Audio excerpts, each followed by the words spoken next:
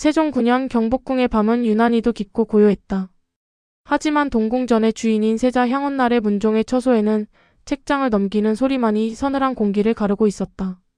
그 문 밖 어둠 속에 몸을 숨긴 세자빈 김씨의 눈동자는 남편의 그림자라도 붙잡고 싶은 듯 애처롭게 떨리고 있었다. 김씨가 세자빈으로 간택되어 궁에 들어왔을 때 그녀는 조선에서 가장 행복한 여인이 될 것이라 믿었다. 빼어난 미모를 갖추진 못했으나 가문이 당당했고 무엇보다 장차 왕이 될 세자의 배필이 아니던가. 그러나 혼례를 치른 첫날 밤부터 꿈은 조각났다. 세자는 항문에 미쳐 있었다. 그의 눈길은 언제나 서책의 문구에 머물렀고 아내인 김씨를 바라볼 때는 그저 예의 바르고 딱딱한 예조 판서를 대하듯 했다. 빈께서는 이만 침소로 드시지요. 소신은 아직 정리할 석권이 남았습니다. 그것이 끝이었다. 향은 단 한 번도 김씨의 손을 먼저 잡지 않았고 그녀의 처소에 들러도 형식적인 무난 인사만 남긴 채 돌아섰다. 반면 세자가 총애하는 궁녀들은 달랐다. 그들이 내미는 찻잔에는 미소가 머물렀고 그들의 사소한 실수에는 관대한 웃음이 따랐다. 김씨의 가슴 속에는 질투라는 이름의 독버섯이 자라기 시작했다. 빈궁마마, 이대로는 안 됩니다. 저들의 기운이 마마의 복을 가로막고 있는 것입니다. 신복인 몸종의 속삭임은 달콤하고도 치명적이었다. 궁궐 깊숙한 곳, 법도와 예절로 무장된 이곳에도 그림자처럼 흐르는 주술의 세계가 있었다. 이른바 압승술. 남의 기운을 누르고 자신의 소망을 억지로 끌어오는 금기였다. 처음에는 망설였다. 시아버지인 주상 전하세종은 미신을 멀리하고 학문과 이성을 중시하는 분이 아니신가. 발각되는 날에는 목숨이 10개라도 모자랄 일이었다. 하지만 세자의 차가운 등덜미를 볼 때마다 김씨의 이성은 마비되었다. 말해보아라.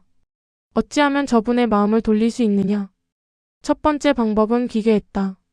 세자가 유독 아끼는 궁녀들의 신발을 훔쳐내는 것이었다. 김씨는 한밤중에 직접 궁녀들의 처소 뒤편을 뒤졌다. 흙 묻은 비단신 하나를 손에 넣었을 때 그녀의 손은 분노와 희열로 떨렸다. 그 신발을 불태워 가루를 만들었다. 그리고 그것을 세자가 마시는 차에 몰래 섞거나 세자의 침소 문설주에 뿌렸다.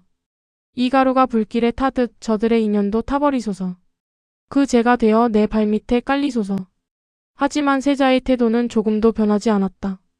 오히려 주술에 집착할수록 김씨의 눈빛은 초조해졌고 세자는 그런 그녀를 더욱 기괴하게 여기며 멀리했다. 주술이 효과가 없자 김씨의 집착은 극단으로 치달았다. 그녀는 민간에서 전해 내려오는 가장 사악하고 기이한 비법을 찾아내라 명했다. 어느 비 내리는 오후 몸종이 보자기에 싼 무언가를 들고 왔다. 보자기 안에는 징그러운 비늘을 가진 뱀 2마리가 엉겨붙어 있었다. 교미하는 뱀의 기운을 담은 부적입니다. 이를 지니고 세자 저하의 옷깃을 스치면 저하께서는 마마를 보실 때마다 불같은 욕망을 느끼실 것입니다. 김씨는 소름 끼치는 짐승의 기운을 느끼면서도 그것을 덥석 받아쥐었다. 그녀는 뱀의 가루를 내어 주머니에 넣고 세자가 지나는 길목마다 서성였다. 심지어 세자가 잠든 틈을 타 그의 베개 속에 흉측한 물건들을 집어넣기까지 했다. 그녀의 방 안에서는 정체 모를 향 냄새와 타는 냄새가 끊이지 않았다. 우아하던 세자빈의 거처는 서서히 무당의 신당처럼 변해갔다. 비밀은 영원할 수 없었다. 궁녀들 사이에서 신발이 없어지고 세자빈의 처소에서 이상한 연기가 난다는 소문이 돌기 시작했다. 결정적인 사건은 세종의 예리한 눈밀을 피하지 못했다. 세종은 아들 향의 안색이 좋지 않음을 살피던 중 그의 옷 소매 안쪽에서 이상한 가루를 발견했다. 조사가 시작되자 김씨의 처소는 금방 발각되었다. 단지 질투에 눈먼 여인의 투정으로 보기엔 그 수법이 너무나 사악하고 유교 국가의 근간을 흔드는 행위였다. 편전의 분위기는 얼음장 같았다. 세종은 침통한 표정으로 세자를 바라보았다. 세자 빈이 행한 짓을 알고 있었느냐. 아바바마. 신은 그저 빈의 행동이 기이하다 여겼을 뿐 감히 이런 술수를 부렸을 줄은 몰랐사옵니다. 김씨는 대전에 엎드려 통곡했다. 전하, 죽여주시옵소서. 소첩은 그저 저하의 사랑이 그리워. 그 따뜻한 눈길 한 번을 받고 싶어 제정신이 아니었나이다. 세종은 깊은 한숨을 내뱉었다. 그는 백성을 사랑하는 성꾼이었으나 왕실의 기강에 대해서는 추호의 타협도 없는 국왕이었다. 왕실의 위엄은 곧 나라의 위엄이다.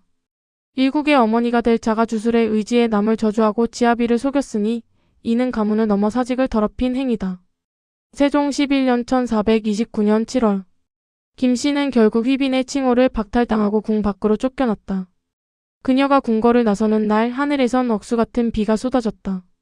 그녀가 그토록 얻고 싶어 했던 세자향은 끝내 모습을 나타내지 않았다. 김씨는 친정으로 돌아가며 뒤를 돌아보았다. 거대한 궁궐의 담벼락 너머 자신이 그토록 갈구했던 남자의 처소가 보였다. 하지만 그곳은 이제 그녀가 다시는 발을 들릴 수 없는 금단의 땅이었다. 사랑을 얻기 위해 신의 힘을 빌리려 했던 여인. 그녀가 남긴 것은 뱀의 허물처럼 공허한 욕망의 잔해뿐이었다. 세종은 다시 새로운 며느리를 맞이할 준비를 했지만 그것이 또 다른 비극의 시작이 될 줄은 누구도 알지 못했다. 휘빈 김씨가 주술의 잔해만을 남긴 채 궐 밖으로 쫓겨난 지 수개월. 경복궁 동궁전에는 새로운 주인이 들어왔다. 세종은 첫 번째 며느리의 실수를 되풀이하지 않기 위해 이번에는 명문가 출신의 성격이 시원시원하고 건강한 여인을 엄선했다. 그녀가 바로 순빈 봉씨였다. 봉씨는 휘빈 김씨와는 전혀 다른 부류의 여인이었다. 그녀는 감정을 숨기는 법이 없었고 하고 싶은 말은 반드시 해야 직성이 풀렸다. 처음에 세종은 그녀의 당당함을 보고 기계가 있어 장차 공모로서 손색이 없겠다며 만족해했다. 그러나 세자향은 여전히 얼음처럼 차가웠다. 첫 부인의 기괴한 행동에 마음의 문을 닫아버린 것일까. 그는 봉씨를 아내가 아닌 국가가 정해준 의무로만 대했다. 저하 오늘 달빛이 참으로 좋습니다. 소첩과 술이라도 한 잔 나누심이 어떠합니까? 봉씨의 거침없는 제안에 향은 눈을 내리깔며 답했다. 빈께서는 예법을 잊으셨소? 여인이 술을 가까이 하는 것은 덕이 아니오. 소시는 강론이 있어 이만 물러가겠소. 뒷모습마저 단정한 세자를 바라보며 봉씨는 주먹을 꽉 쥐었다. 휘빈 김씨가 눈물과 주술로 매달렸다면 봉씨는 들끓는 분노를 참지 못했다. 그녀에게 궁궐은 화려한 감옥이었고 세자는 그 감옥을 지키는 무심한 간수였다. 거절당하는 날이 많아질수록 봉씨의 방 안에는 술 향기가 진해졌다. 처음에는 가슴에 열을 식히기 위한 약주였으나 점차 취기가 없으면 잠들 수 없는 지경에 이르렀다. 마마 전하께서 아시면 큰일 납니다. 제발 잔을 내려놓으소서. 나인들이 만류했지만 봉씨는 조소하며 술을 들이켰다. 주상 전하? 그분은 백성의 소리는 들으셔도 며느리의 곡소리는 못 들으신다. 세자 저하? 그분은 책 속에 파묻혀 사시니 산 사람의 옹기 따위는 잊으신 게지. 술에 취한 그녀는 궁녀들을 때리기도 하고 때로는 궐 마당에서 고함을 치며 소란을 피웠다. 세종의 엄한 꾸중이 내려졌지만 외로움에 미쳐버린 여인에게 법도는 더 이상 의미가 없었다. 그러던 어느 추운 겨울밤 봉씨의 시선이 한 궁녀에게 머물렀다. 이름은 소쌍. 눈매가 선하고 목소리가 부드러운 아이였다. 술에 취해 흐느끼던 봉씨를 유일하게 겁내지 않고 다독여준 것도 소쌍이었다. 너는 어찌하여 나를 무서워하지 않느냐? 마마의 마음속에 쌓인 눈물을 보았기 때문입니다. 소쌍의 따뜻한 손길이 봉씨의 뺨에 닿았다. 평생 단 한 번도 느껴보지 못한 지독한 다정함이었다. 세자에게서 얻지 못한 온기가 이름 없는 궁녀의 손끝에서 전해지자 봉씨의 뒤틀린 욕망은 위험한 방향으로 흐르기 시작했다. 봉씨는 소쌍을 자신의 침소 근처에 두고 밤마다 그녀를 불렀다. 처음에는 그저 곁에 두고 이야기를 나누는 정도였으나 술기운과 지독한 애정 결핍은 결국 넘지 말아야 할 선을 넘게 했다. 소쌍아, 저 차가운 세자보다 네가 100배는 낫구나. 너는 나를 떠나지 않겠지? 나만을 사랑하겠느냐? 봉씨는 소쌍을 강제로 눕히고 연인처럼 대했다. 조선의 궁궐, 가장 엄격한 유교 질서가 지배하는 그곳에서 여인과 여인 사이에 은밀하고도 파격적인 정사가 벌어지고 있었다. 소문은 발없는 말이 되어 궁궐 담장을 넘었다. 세자빈이 궁녀와 동침한다는 엽기적인 소문은 결국 세종의 귀에 들어갔다. 세종은 처음엔 귀를 의심했다. 주술도 모자라 이제는 남녀의 도리마저 저버린 일이 벌어졌단 말인가. 세종은 소쌍을 은밀히 불러 신문했다. 겁에 질린 소쌍은 눈물을 흘리며 모든 것을 자백했다. 빈께서 저를 억지로 눕히고 옷을 벗기셨나이다. 저는 무서웠으나 감히 빈의 명을 거역할 수 없었사옵니다. 밤마다 저를 끼고 누우시며 연인처럼 대하셨나이다. 세종은 충격에 휩싸여 붓을 놓았다. 그것은 단순한 질투나 투기가 아니었다. 왕실의 근간을 뿌리째 뒤흔드는 도덕적 파멸이었다. 세종 18년 1436년 두 번째 세자빈 봉씨 역시 순빈의 첩지를 박탈당하고 폐서인이 되어 궁을 떠났다. 기록에 따르면 봉씨의 아버지는 딸의 치욕을 견디지 못하고 그녀를 죽인 뒤 자신도 자결했다고 전해질 만큼 그 끝은 처참했다. 세종은 빈터가 된 동궁전을 바라보며 깊은 고뇌에 빠졌다. 내 아들 향이 부족한 것이냐, 아니면 내가 며느리 복이 없는 것이냐. 두 번의 패출. 세자는 이제 여인이라는 존재 자체에 신물이 난 듯했다. 하지만 왕실의 대를 이어야 하는 의무는 엄중했다. 세종은 세 번째 며느리를 고를 때는 가문이나 기계보다 오직 성품과 안정을 최우선으로 삼기로 했다. 그렇게 선택된 이가 바로 후궁 출신의 승희 권시현덕왕후였다. 그녀는 앞선 두 여인이 가졌던 관기도 반항심도 없었다. 오직 세자를 정성껏 보필하며 조용히 자신의 자리를 지켰다. 마침내 세자 향의 입가에도 미소가 번졌고 궐 안에는 오랫동안 기다려온 태교의 소리가 들리기 시작했다. 그러나 이 평화 뒤에는 또 다른 비극적인 이별이 기다리고 있다는 것을 당시의 세종은 알지 못했다. 두 번의 폭풍이 휩쓸고 간 동궁전은 적막했다. 주술로 얼룩진 첫 번째 빈 김씨, 파격적인 추문으로 사라진 두 번째 빈 봉씨. 세자향은 이제 여인의 향기만 맡아도 서늘한 냉기를 뿜어냈다. 그런 세자의 마음을 유일하게 녹인 이는 화려한 간택의 주인공이 아닌 가장 낮은 곳에서 묵묵히 자리를 지키던 후궁 승희 권씨였다. 권씨는 앞선 두 빈처럼 화려하지도 성격이 불같지도 않았다. 그녀는 마치 깊은 밤의 등불처럼 은은했다. 세자가 서책을 읽다 눈을 붙이면 조용히 담요를 덮어주었고 그가 고뇌에 빠져 밤을 지새우면 아무 말 없이 따뜻한 차 한 잔을 내려놓고 물러갔다. 어찌하여 너는 나에게 아무것도 요구하지 않느냐? 내 마음을 달라지도 나를 보아달라지도 않는구나.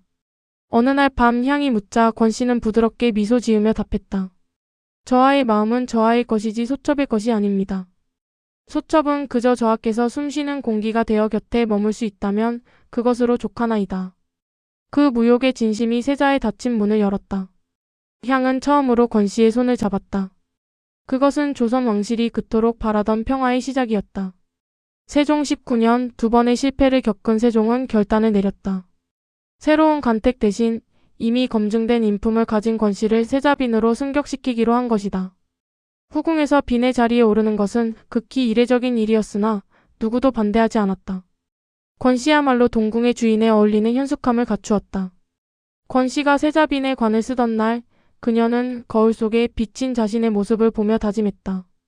앞선 두 여인이 겪었던 외로움과 고통을 되풀이하지 않으리라. 지아비를 정성으로 받들고 반드시 이 나라의 대를 이을 원자를 낳으리라. 실제로 그녀는 세자의 사랑을 독차지했고 궐 안에는 드디어 웃음꽃이 피었다. 세종 역시 인자한 며느리를 보며 시름을 놓았다. 세종 23년 1441년 7월 온 나라가 환희에 젖었다. 세자빈 권씨가 마침내 산실청에서 우렁찬 아기의 울음소리를 터뜨린 것이다. 훗날 단종이 될 원자의 탄생이었다. 아들입니다. 저와 원자 아기시옵니다. 향은 기쁨을 감추지 못하고 산실청 밖을 서성였다. 세종 또한 내 이제 죽어도 여한이 없다며 기뻐했다. 하지만 그 환희는 하루를 넘기지 못했다.